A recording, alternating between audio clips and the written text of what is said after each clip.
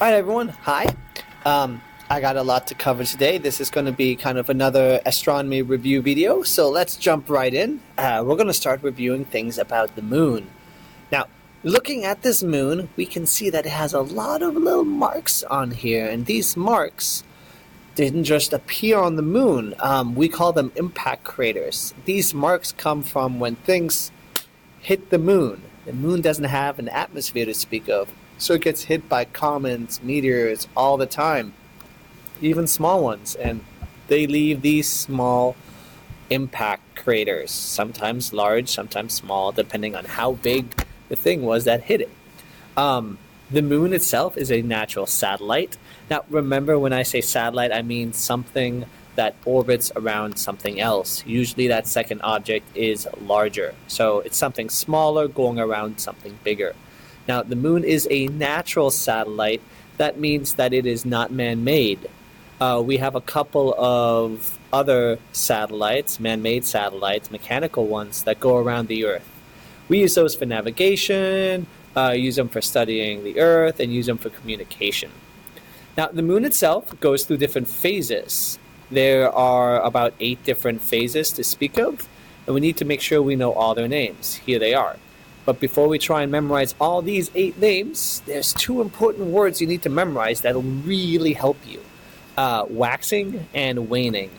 Waxing is when the sunlight or the light is on the right part of the moon. When the moon is waxing, it is getting brighter. That means we have the light on the right side. And then there's waning. Waning is when we have the light on the left side. The moon is slowly getting darker. Now, the moon, as it moves, rotates, just like the Earth rotates while it's moving around the sun. But what happens is the moon, as it rotates, is always facing the Earth as it rotates, meaning as it rotates, it always spins, so we always see the same side. As the moon moves, we always see the same side.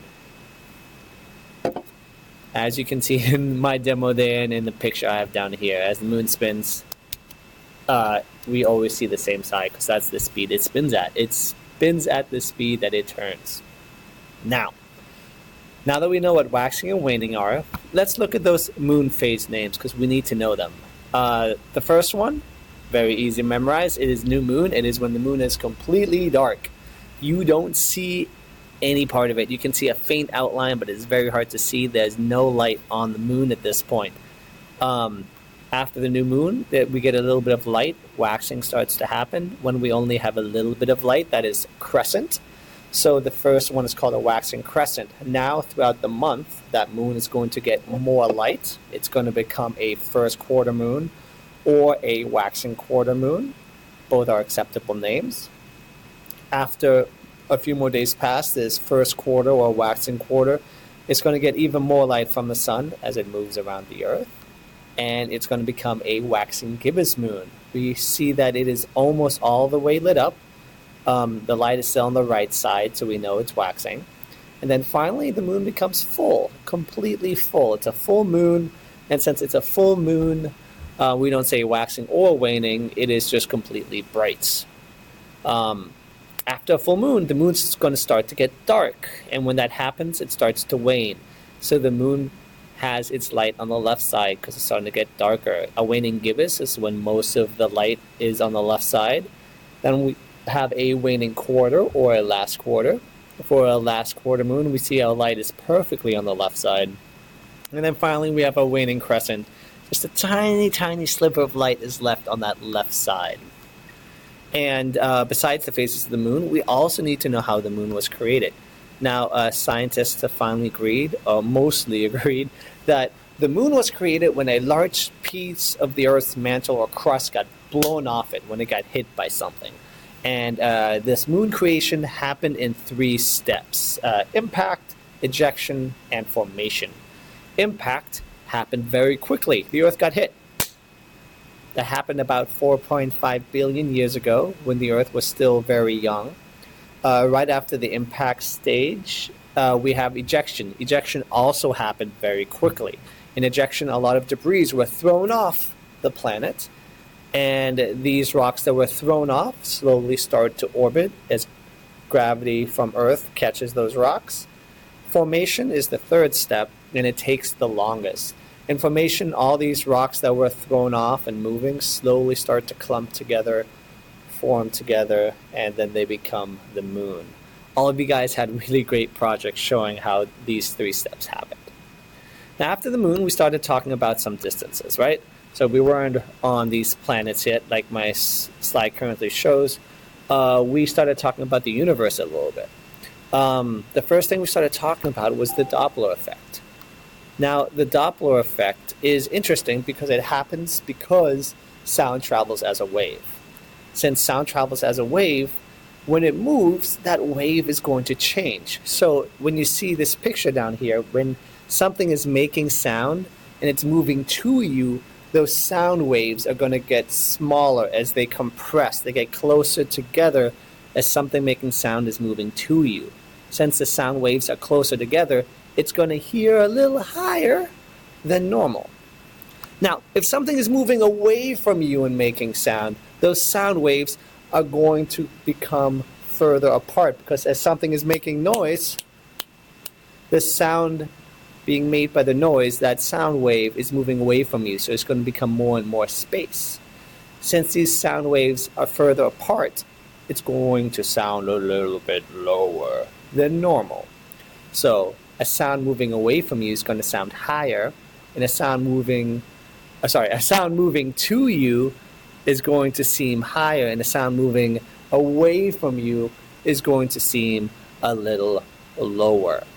Now, the interesting thing that Edwin Hubble did to try and prove whether or not the universe was getting bigger was to apply the Doppler effect to light. Light can also move as a wave.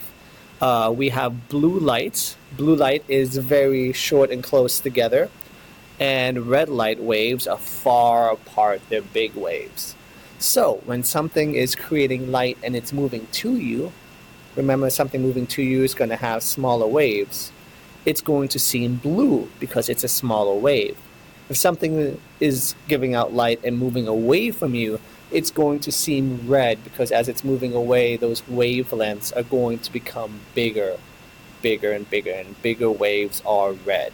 Now, our eyes are not sensitive enough to see these kind of lights. For something like that, you need something more finely tuned, a finely tuned instrument like a telescope or a special computer that picks these kind of things up.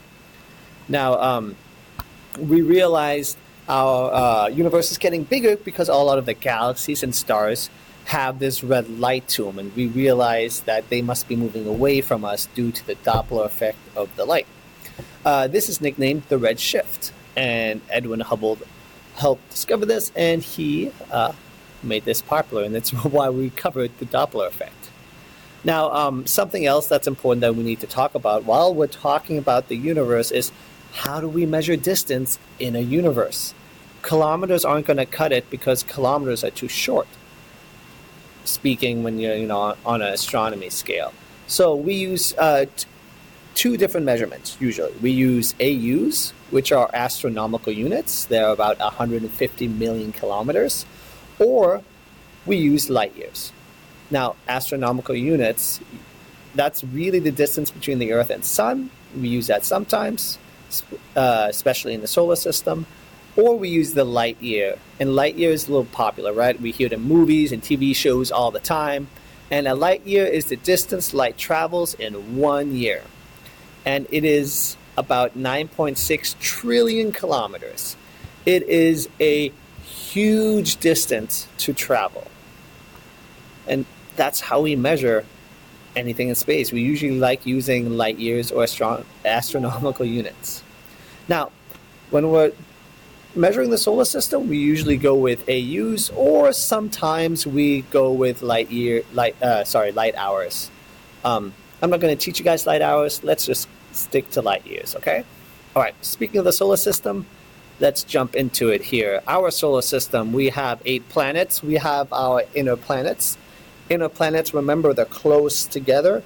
They're terrestrial, they're small, they're rocky, they're hard, they're dense, and they're very close to the sun. After the inner planets, we have an asteroid belt, and then we have the outer planets. Now, remember the pictures we drew in class. The outer planets are spaced really far apart. Our outer planets are also nicknamed the gas giants because they have these large atmospheres made up of gas that are layered by their different density. We're going to have to know some basic facts about each of the planets. Luckily, you guys have done a great job researching them, but let me review some of them for you for this review video. Now, Mercury is our first planet in the solar system. It is the smallest planet in the solar system. Oops, I can spell. Let's try this again. Everyone saw me do it wrong. That's okay. Solar system. Okay, so it's the smallest planet in the solar system. And like the moon, it has impact craters that are caused by the same things that the moon's impact craters were caused by. Things like asteroids just hitting Mercury. Mercury has that very thin atmosphere, so it doesn't burn them up. So it gets hit all the time. Now, after Mercury, we have our second planet, and that is Venus. Venus rotates differently than the Earth and most of the planets. Most of the planets will rotate this direction slowly, but Venus rotates in the opposite direction. And since it rotates in the opposite direction, the sun rises in the west instead of the east, like on Earth. Now, the air on Venus is also interesting. You cannot breathe it because it's carbon dioxide and incredibly harmful acids. They would burn the inside of your lungs even if you tried to breathe them. The temperature on Venus is incredibly high because of the greenhouse effect. The thick atmosphere of Venus traps a lot of the gas and heat on the planet. So a lot of the heat from the sun doesn't really escape the planet. It just keeps baking the planet. And that's what the greenhouse effect is, when we have a thick atmosphere keeping the heat of a planet all on the surface of the planet, not letting it escape into space.